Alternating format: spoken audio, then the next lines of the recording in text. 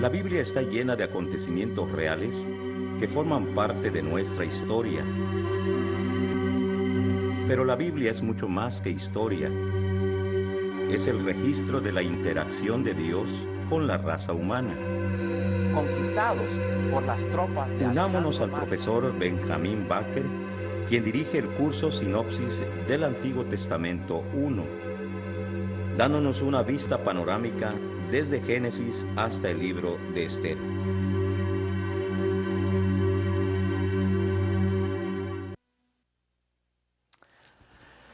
Bienvenidos a un estudio que nos lleva al centro del imperio más poderoso en el mundo entero, a 1,5 milenios antes del nacimiento de Cristo.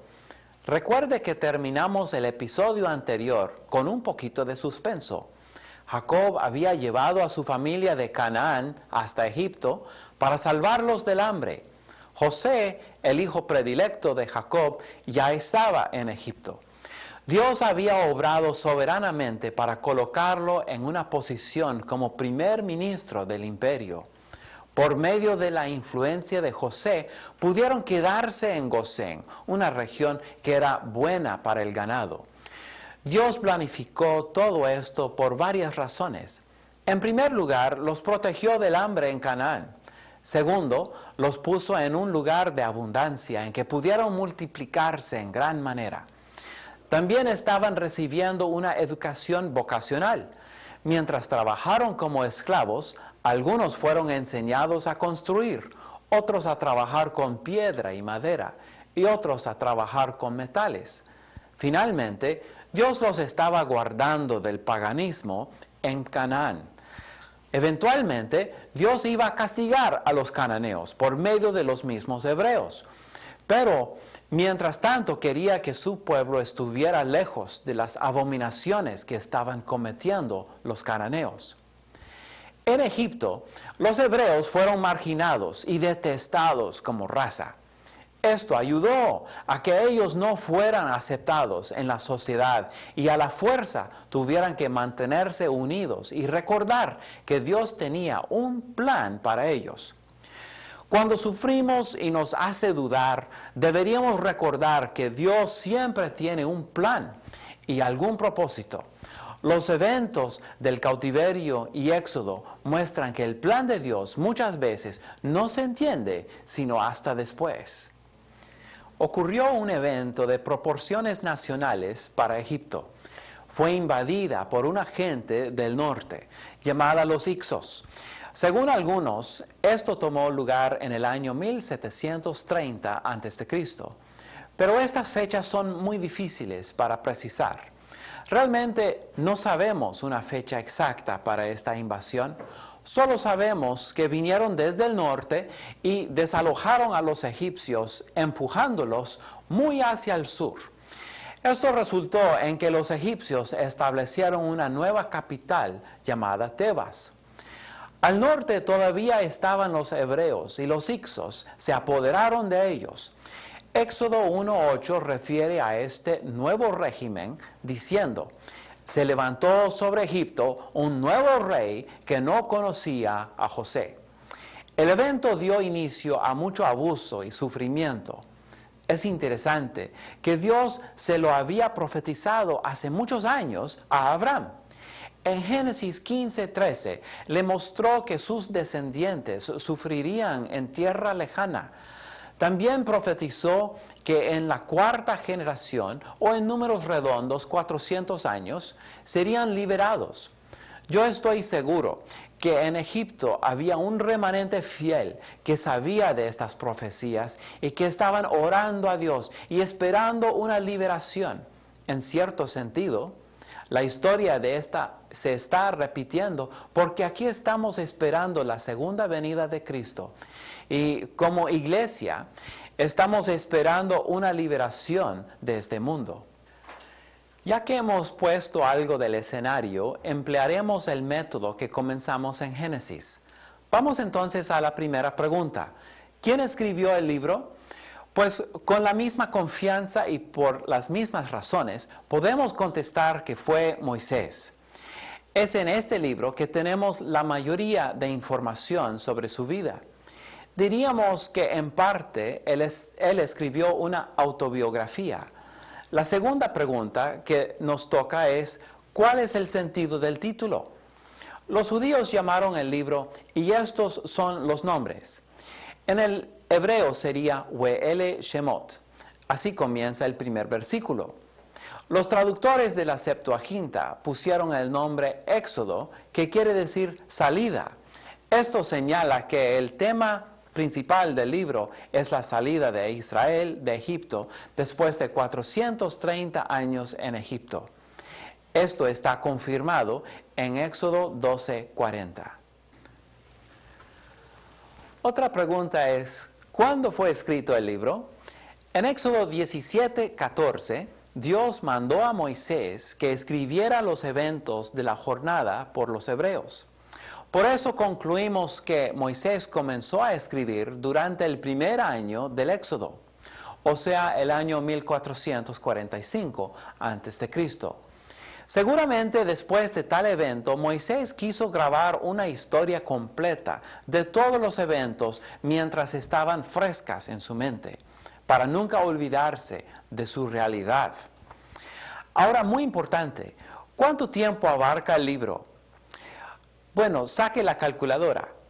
Primero, escribe 1804, porque esa es la fecha que vamos a usar para la muerte de José. Luego escribe 1445, porque esa es la fecha del Éxodo.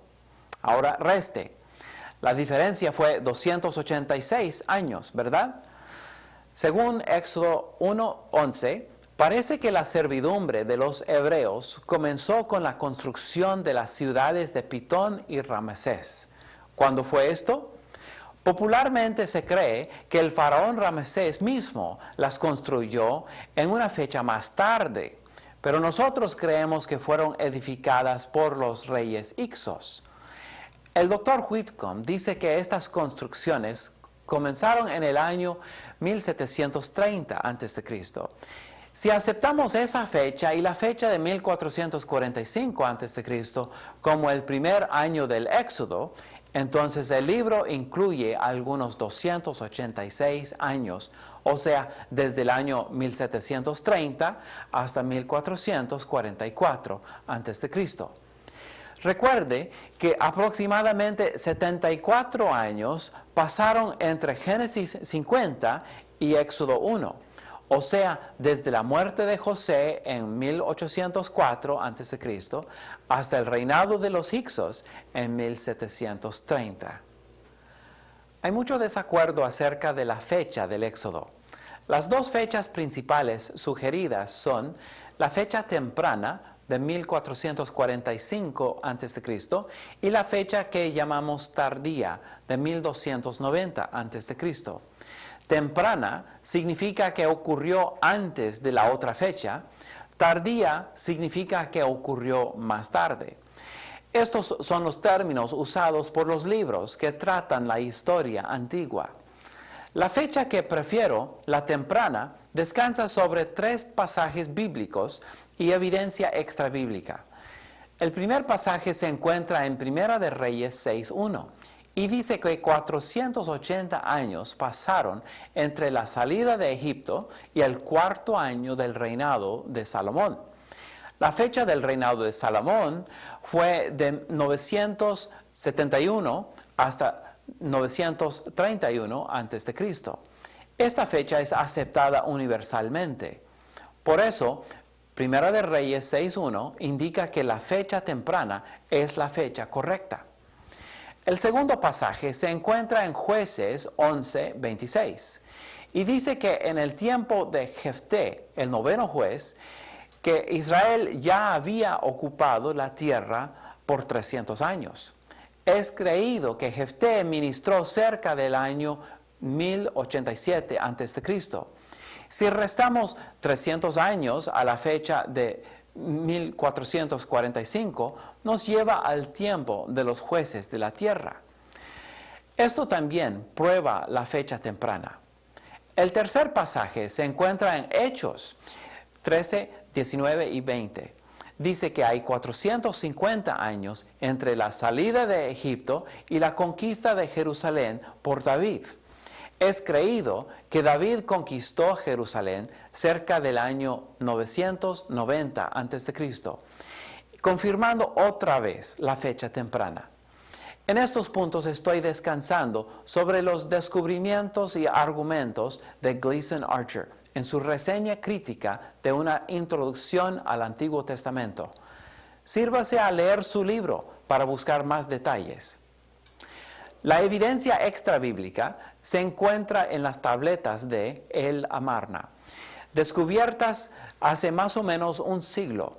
Archer dice que las tabletas contienen un archivo de correspondencia. Las cartas son de líderes de Asiria y Palestina y fueron enviadas a Egipto pidiendo ayuda contra un enemigo fuerte que había entrado a su tierra y la estaba conquistando.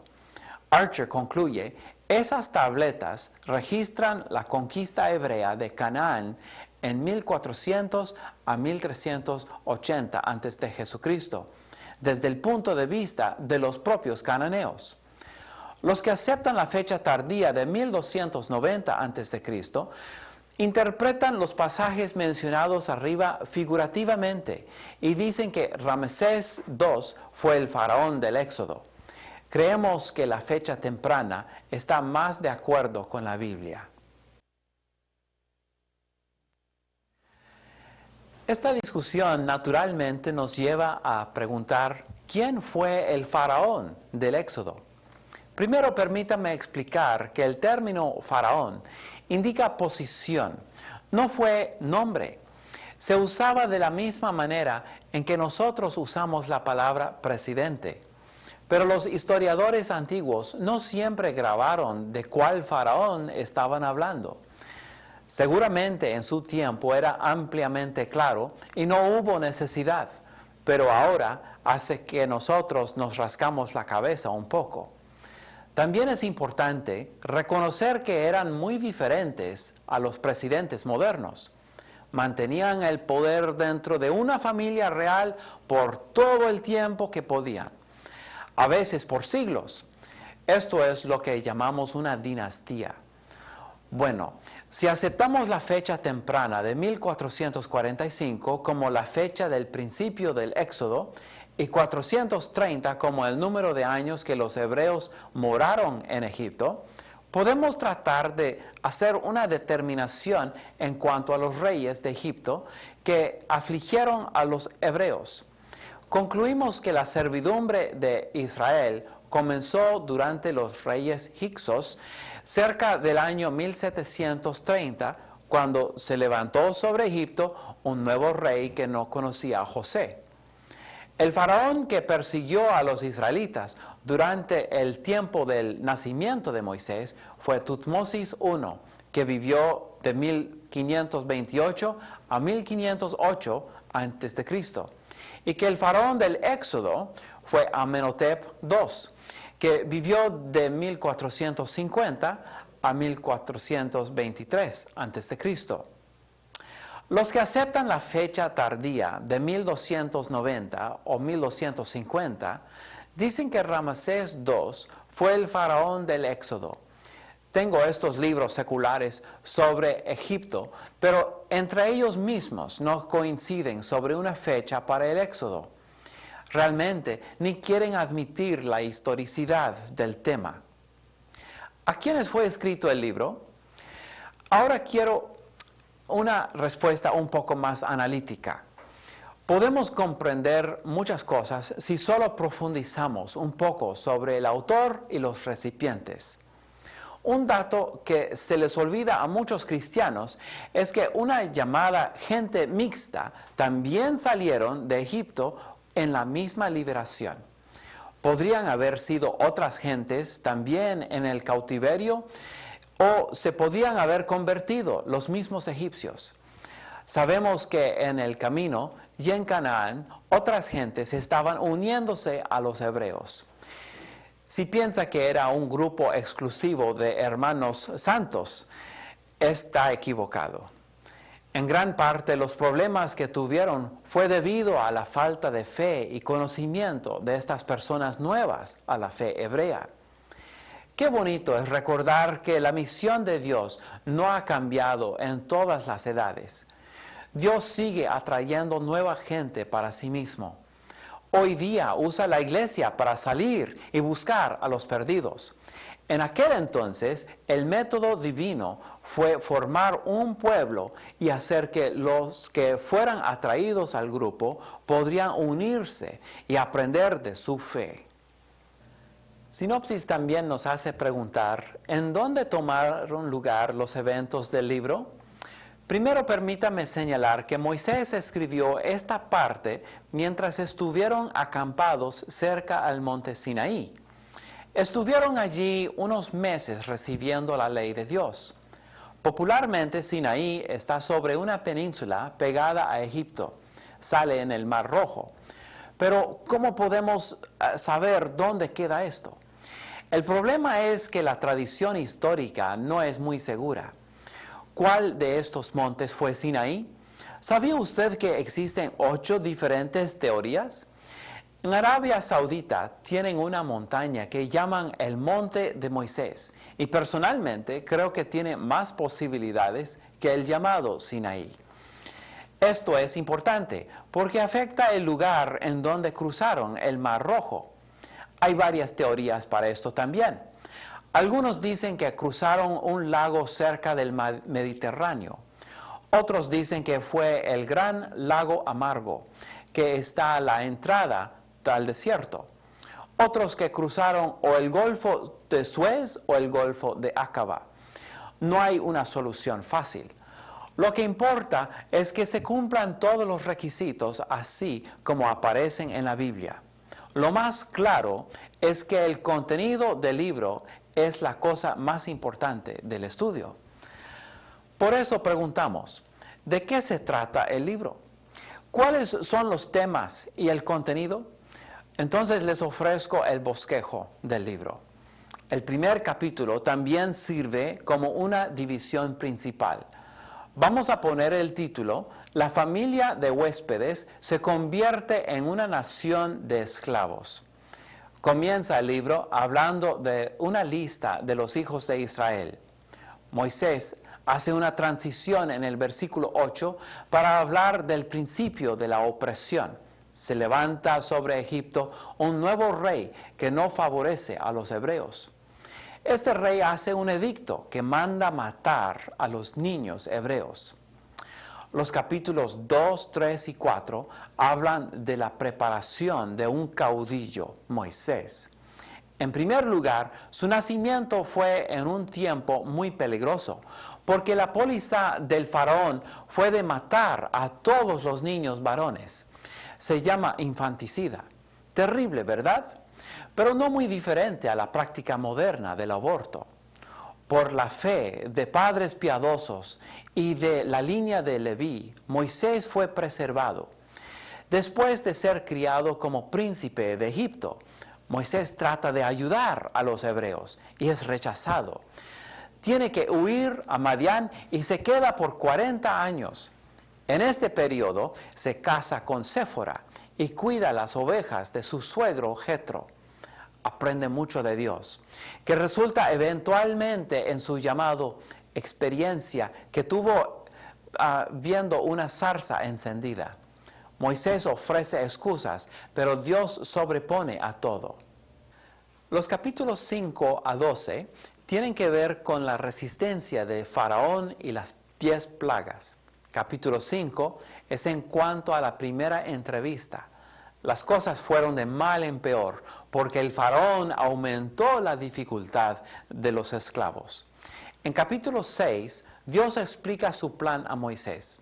Luego hay una lista de los nombres de las familias en Israel, en Egipto. En la segunda entrevista con Faraón, él sigue resistente a la voz de Dios. Las 10 plagas comienzan. Primero, el agua del Nilo convertido en sangre. No sé si fue literalmente, pero alcanzó a matar a todos los peces. El olor, el sabor y la textura era de sangre.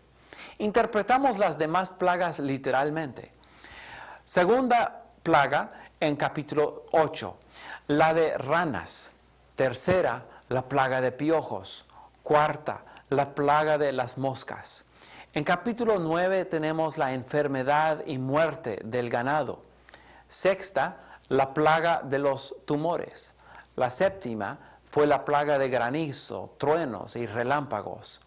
En capítulo 10 tenemos la octava.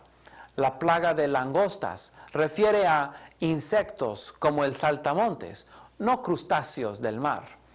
La novena plaga es la de oscuridad.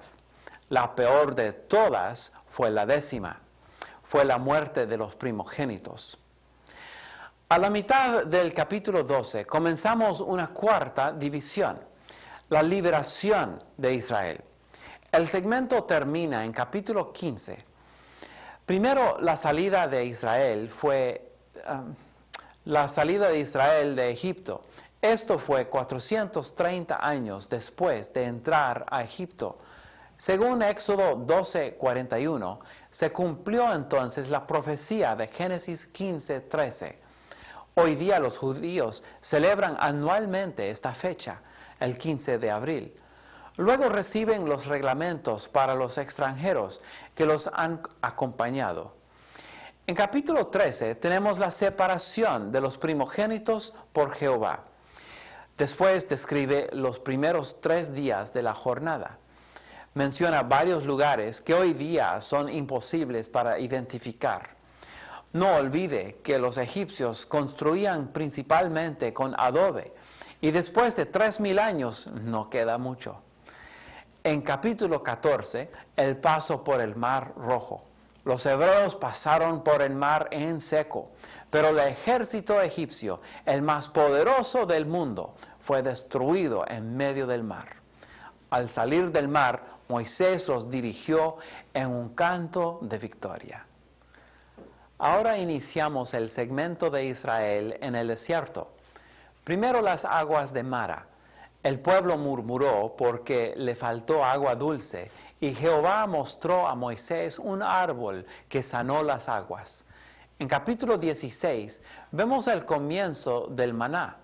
Jehová envió maná cada día, menos el sábado, por 40 años. En capítulo 17, Dios les provee agua de la peña de Horeb. El pueblo murmuró porque tenía sed, y Jehová mandó a Moisés que golpeara la peña y salió agua. Luego tienen que enfrentar a Amalek, una gente del desierto. En este instante viene a visitarlo su suegro, el padre de Séfora. La sección de capítulos 19 al 31 es muy importante porque es la revelación de Dios en el Sinaí. Dios propone el pacto mosaico y la ley, y el pueblo acepta. Primero vemos la preparación del pueblo para recibir la ley. Luego leemos los 10 mandamientos en capítulo 20. Enseguida vienen varias leyes y ordenanzas. En capítulo 24, Dios se revela a Moisés y le da una serie de instrucciones que va desde capítulo 25 hasta el 31. La primera parte está en relación al tabernáculo. La segunda parte está en relación al sacerdocio y los sacrificios y al sábado. Capítulos 32 a 34 describen el pecado de los israelitas. Mientras Moisés está en la montaña, el pueblo se inquieta y pide dioses. Dios le dice acerca del pecado del pueblo y Moisés se muestra tan bueno porque intercede por su pueblo. Pero cuando vuelve al campamento, quiebra las tablas de la ley. No muestra tolerancia alguna, más bien destruye la estatua del becerro y juzga al pueblo. En capítulo 33, el pueblo está marchando otra vez y Moisés pide la presencia de Dios con su pueblo. También pide una nueva visión de la gloria de Dios, cosa que todos deberíamos hacer. En capítulo 34, Moisés recibe las nuevas tablas de la ley, una nueva visión y más instrucciones. La sección final del libro es sobre la construcción y levantamiento del tabernáculo. Primero levantan ofrenda del pueblo para el tabernáculo. Luego tenemos detalles sobre la construcción de las diferentes partes del tabernáculo. En el último capítulo levantan y ponen el acabado final a este hermoso centro de adoración, la casa de Dios. Hay muchísimas enseñanzas que podemos tomar del tabernáculo. Uno puede conseguir muchos libros sobre el tema. Realmente hay tanto material que quiero dedicar todo un episodio más adelante a la adoración en el Antiguo Testamento. Una cosa que sorprende a muchos cristianos es que el tabernáculo no fue puesto en Jerusalén, nunca estuvo allí. Fue erigida en Silo después de la conquista y comenzó a deteriorarse. Cuando el pueblo eligió a Saúl, el tabernáculo todavía estaba allí. Para la coronación de David, el estado de adoración nacional estuvo muy mal. Por fin, en el año 966 a.C., Salomón comenzó a construir el templo. Para esa fecha, el tabernáculo ya hubiera tenido 478 años de edad. Pregunto, ¿tiene usted algún objeto de tanta vejez en su casa? ¿En su ciudad? En otras palabras, ¿qué tal es el estado de su templo? ¿Qué importancia pone usted a la verdadera adoración a Dios? En conclusión, vamos a hablar de las profecías indirectas de Cristo en el libro de Éxodo. Aunque no son directas, Éxodo tiene una riqueza de tipos que aparecen como una sombra de su persona y su obra. Primero, Moisés tipifica a Cristo en varias maneras. Sacrificó su posición de realeza para liberar a su pueblo. Fue rechazado al principio, pero luego fue recibido como gobernante y libertador. Tuvo la posición única de ser profeta, sacerdote y rey. Aarón, el sumo sacerdote, tipifica a Cristo en muchas áreas de su obra sacerdotal. El Cordero de la Pascua es un tremendo ejemplo de Cristo como Cordero de Dios. Su sangre es vertida y también aplicada para obtener salvación. El maná fue declarado por Cristo mismo como tipo de su persona. Fue dada gratuitamente del cielo para ser recibido por la gente para su vida espiritual y sostenimiento. El tabernáculo y todos los muebles vívidamente tipifican la obra de Cristo en proveer la única manera de acercarse a Dios. En el siguiente episodio estaremos estudiando el libro de Levítico. Es un libro que enfatiza la santidad que Dios requiere de la vida de cada creyente. También hay riqueza en el escenario histórico y en su aplicación a nuestro diario vivir. No lo pierda, Levítico es muy diferente, pero es inspirado. Favor de leerlo todo, de comienzo a fin, en una versión popular, y luego leerlo más detenidamente en su versión Reina Valera. Que Dios le bendiga.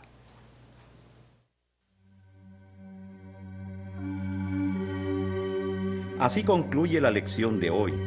Le invitamos para que nos acompañe la próxima vez cuando el profesor Benjamín Baker continuará con este estudio sobre el Antiguo Testamento 1.